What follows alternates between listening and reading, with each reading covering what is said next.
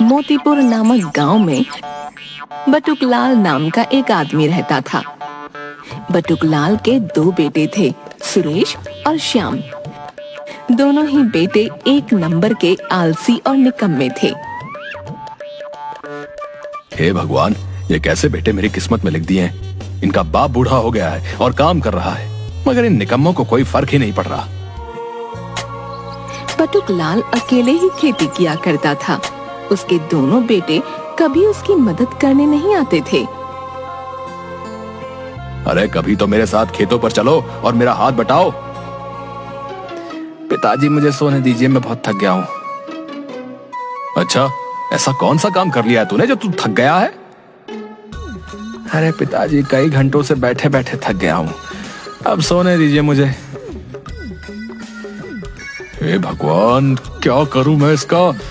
और तू श्याम, तू तो चल, खेत पर बहुत काम है। नहीं पिताजी, बाहर बहुत ज्यादा ही धूप है, मैं तो बेहोश ही हो जाऊंगा। वैसे भी मेरी तबीयत ठीक नहीं है। सोए रहो घर में, मैं ही जाता हूँ खेत पर काम करने। बटुकलाल कड़ी धूप में अकेले ही खेत पर काम कर रहा था। तभी वहाँ चंदू नाम का एक आदमी आता है।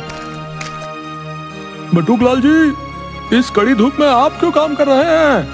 वैसे भी आपकी उम्र नहीं इतनी धूप में काम करने की। क्या बोलूं चंदू, दोनों बेटे एक नहीं सुनते। जब भी काम करने को बोलता हूँ मना कर देते हैं। अब किसी ना किसी को तो काम करना ही होगा, तभी तो 2 वक्त का भोजन नसीब होगा। यह तो बहुत ही बुरी बात है। अच्छा दीजिए, मैं आपकी मदद कर देता हूँ। इसी तरह बटुकलाल पर दया करके सभी उसकी मदद कर दिया करते थे, मगर उसके दोनों बेटों को कोई फर्क नहीं पड़ता था। कुछ दिनों से बटुकलाल की तबीयत ठीक नहीं थी, इसलिए वह खेत पर काम करने नहीं जा पा रहा था। हे भगवान, जल्द से जल्द ठीक कर दीजिए, वरना कोई काम नहीं हो पाएगा और बहुत मुश्किल हो जाएगी। दिन प्रतिदिन तबीयत सुधरने की जगह और ज्यादा बिगड़ने लगी। बेटा सुरेश और श्याम, तुम दोनों मेरे पास आओ। बटुकलाल के दोनों बेटे उसके पास आते हैं। जी बोलिए, क्या बात है? बेटा, अब मुझे ऐसा लग रहा है मेरा अंतिम समय आ गया है। लगता है जल्द ही भगवान मुझे अपने पास बुला लेंगे। मैं बस तुम दोनों से इतना ही चाहता हूँ कि मेरे जाने के बाद तो कम से कम तुम दोनों अपनी जिम्मेदारी उठा लेना। अरे पिताजी, ये सब आप क्या कह रहे हैं? कुछ ही दिन में आप ठीक हो जाएंगे पिताजी। हाँ पिताजी, श्याम सही कह रहा है। कुछ दिन बीत जाते हैं। अचानक एक दिन बटुकलाल की तबीयत बहुत ज्यादा खराब हो जाती है। बटुकलाल एक बक्से में अपना सारा सामान रखता था। वह उसी बक्से के पास जाता है। तभी सुरेश और श्याम उसे देख लेते हैं। अरे पिताजी, आपकी तबीयत खराब है और इस वक्त भी आप इधर उधर कर रहे हैं, आराम कीजिए ना। हाँ भाई, सही कह रहा है, आप आराम कीजिए और घूमना बंद कीजिए। कुछ घंटों के बाद ही बटुकलाल की मृत्यु हो जाती है। अरे श्याम, सच में पिताजी की मृत्यु हो गई, अब हम क्या करेंगे? अरे यार, ये तो मुझे भी नहीं समझ में आ रहा है। चलो पहले पिताजी का अंतिम संस्कार कर देते हैं।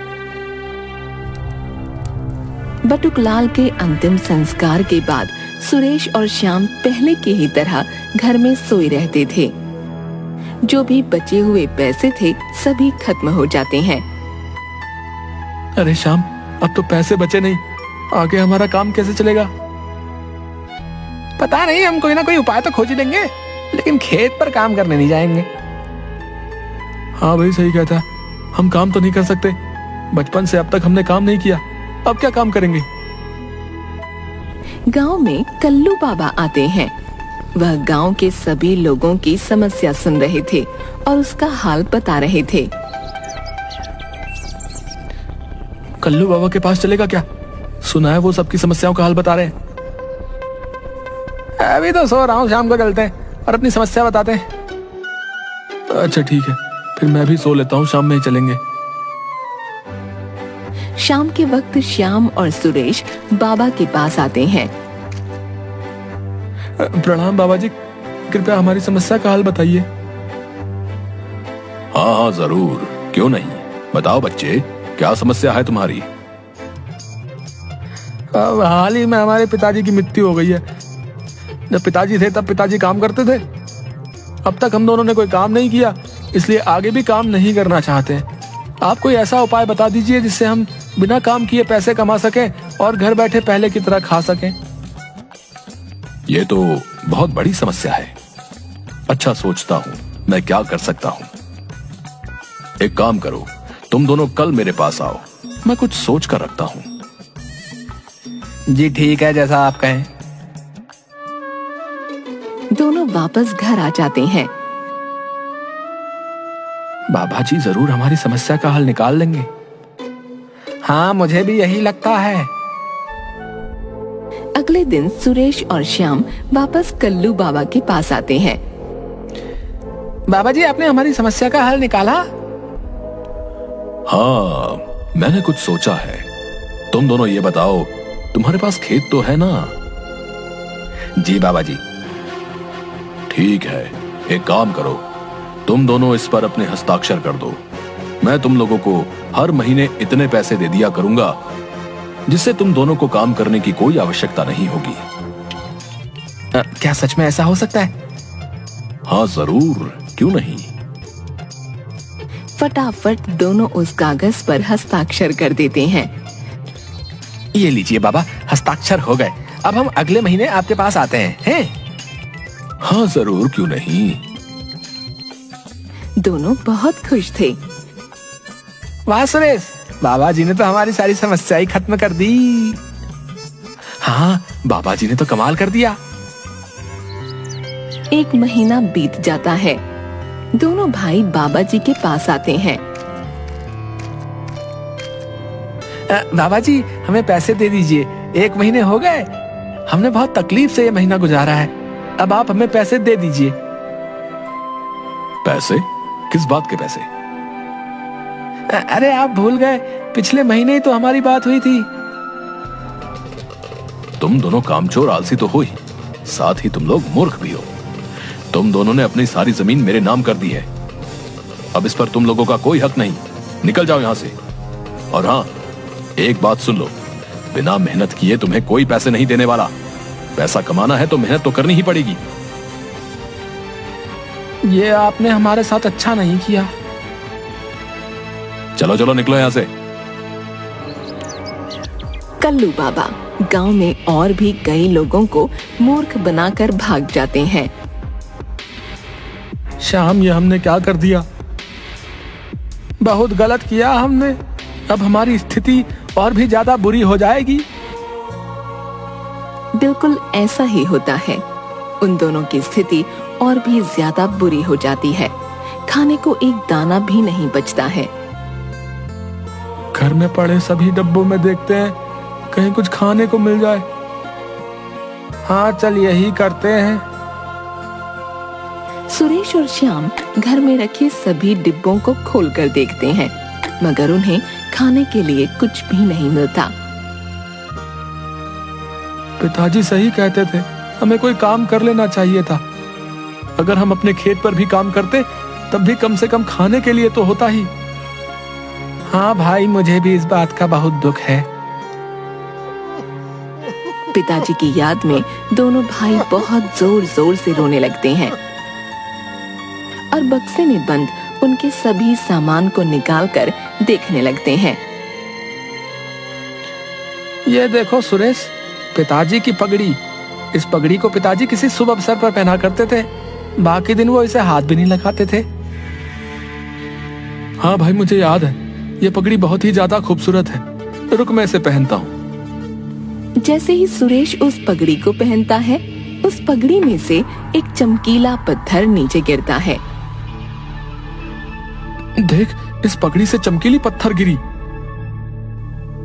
अरे हाँ, वैसे इस पत्थर का क्या काम? दोनों भाइयों को कुछ समझ नहीं आता। वह दोनों पिताजी के बक्से के सभी सामान को हटाने लगते हैं। तभी उन्हें एक चिट्ठी दिखती है। चिट्ठी पर लिखा था, बेटा, मैंने तुम दोनों से काम करवाने की बहुत कोशिश की, मगर तुम लोग कभी इस बात को नहीं समझ पाए। उम्मीद करता हूं जब तुम दोनों इस चिट्ठी को पढ़ रहे हो तब तक तुम लोगों को काम का महत्व समझ आ गया होगा। मेरी पगड़ी में एक चमकीला पत्थर है जो मेरे पिताजी ने मुझे दिया था। यह अनमोल पत्थर है। इस पत्थर की कीमत बहुत ही ज्यादा है।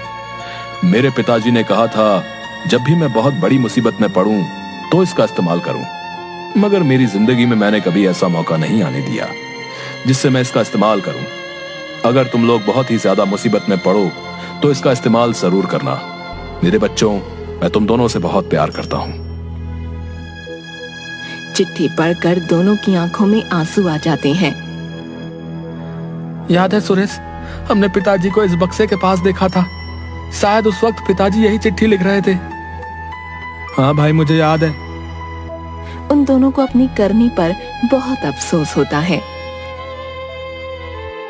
पिताजी कितने अच्छे थे, अभी भी वो हमारे बारे में ही सोच रहे हैं। हाँ श्याम, हम कभी उन्हें समझ ही नहीं पाए, मगर क्या हुआ, जैसा पिताजी चाहते थे हम बिल्कुल वैसा ही करेंगे ताकि वो जहां भी हो हमें देखकर खुश हो। दोनों भाई उस अनमोल पत्थर को सुनार के पास लेकर जाते हैं। उन्हें पता चलता है कि उस पत्थर की कीमत करोड़ों में है। हमें इसके बदले कुछ पैसे दे दीजिए, वो पैसे हम आपको जल्दी ही लौटा देंगे और ये अनमोल पत्थर ले जाएंगे। सुनार मान जाता है और पैसे दे देता है। पैसे लेकर दोनों भाई नई जमीन खरीदते हैं और खेती शुरू करते हैं। कड़ी मेहनत करते हैं और साथ मिलकर बहुत अच्छी फसल उगाते हैं। सभी फसलों को बेचकर वो ढेर सारे पैसे कमाते हैं। कुछ ही साल बाद वह सुनार को वापस पैसे देकर अनमोल पत्थर घर ले आते हैं। सुरेश, पिताजी जहां भी होंगे हमें देखकर बहुत खुश होंगे। हाँ भाई, सही कहता है। श्याम और सुरेश बहुत मेहनत करने लगते हैं और पैसे कमाने लगते हैं। साथ ही वह एक बड़ा घर भी बना लेते हैं। कल्लू बाबा को पुलिस पकड़ लेती है और जितने लोगों के साथ धोखा करके उस कल्लू बाबा ने धन कमाया था, वह धन गांव में सभी लोगों को वापस कर दिया जाता है और साथ ही श्याम और सुरेश को उनकी जमीन भी वापस कर दी जाती है।